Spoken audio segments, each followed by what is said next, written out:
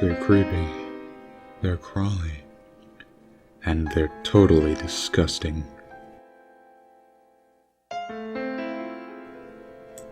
Obsessed with worms? That's putting it mildly. Todd is so fascinated with worms he keeps a worm farm in his basement. Most of all, Todd loves torturing his sister and her best friend with the worms, dropping them on their hair, down their backs.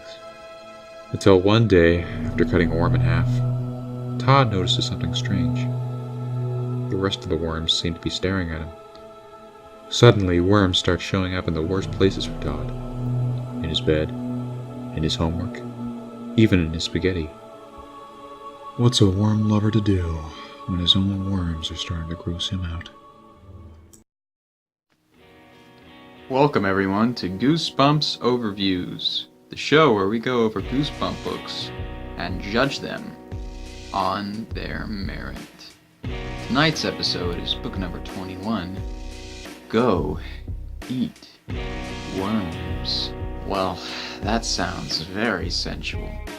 Let's get into this pile of crap. So here's the cover for the book Go Eat Worms.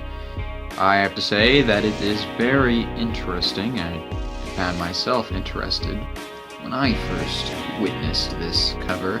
I do like the touch with the three worms going in through there. It's just setting up the scene of the grossness. Homework was never this gross before. I like it. Unfortunately, the cover is the only thing I like about this book. So let's get into the story.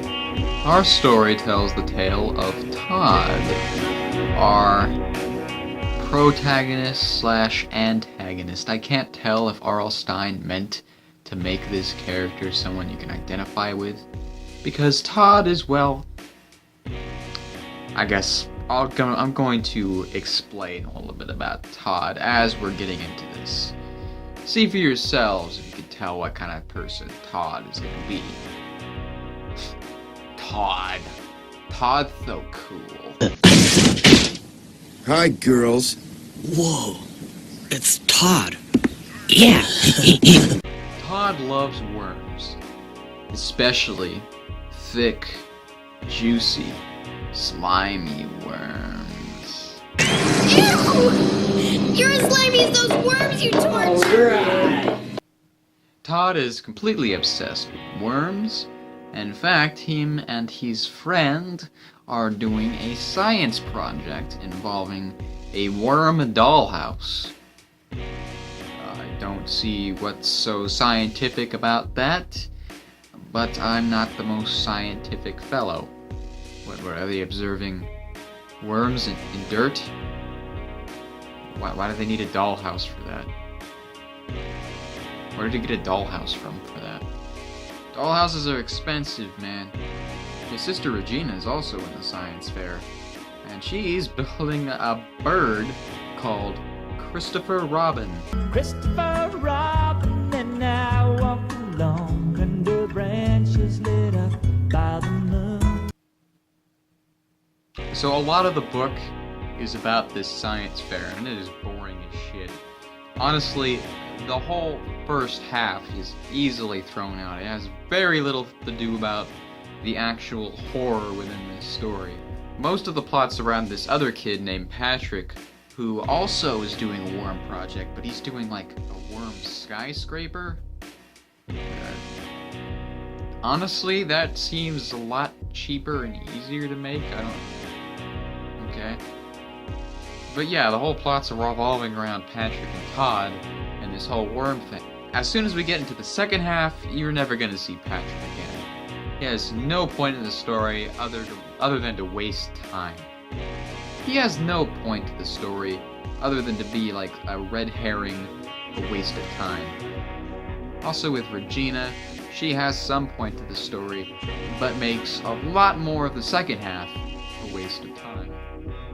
Because Todd, seemingly, after cutting a worm in half, is finding worms everywhere.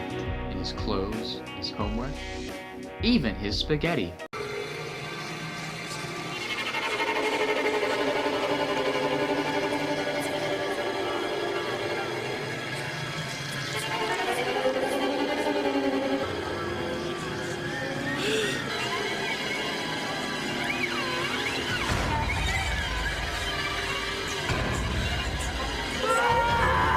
Well, actually, the back of the book says that he finds worms in his spaghetti, but if you actually read through the book, that never happens. It happens in the episode, but it does not happen in the book whatsoever.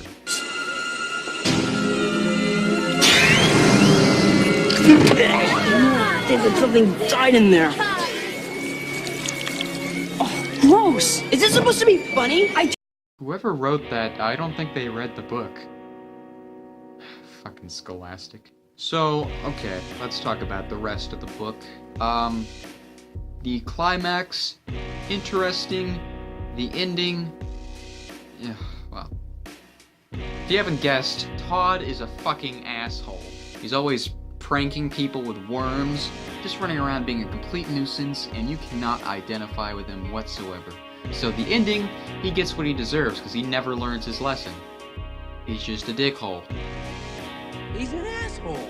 So there's a point where he captures butterflies with chloroform? Where the fuck is this kid getting chloroform? Overall, I'm going to have to give this book a 1 out of 10. It is not worth reading, it is not scary, and it is very annoying. I don't even like any of the characters. They're all horrible, terrible, annoying people, and I think they should all get killed by worms.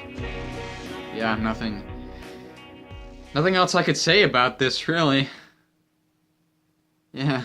Anyway, guys, that has been my review on Go Eat Worms. Thank you for watching, and make sure to stay tuned for next episode when we talk about the Ghost Beach. Have a scary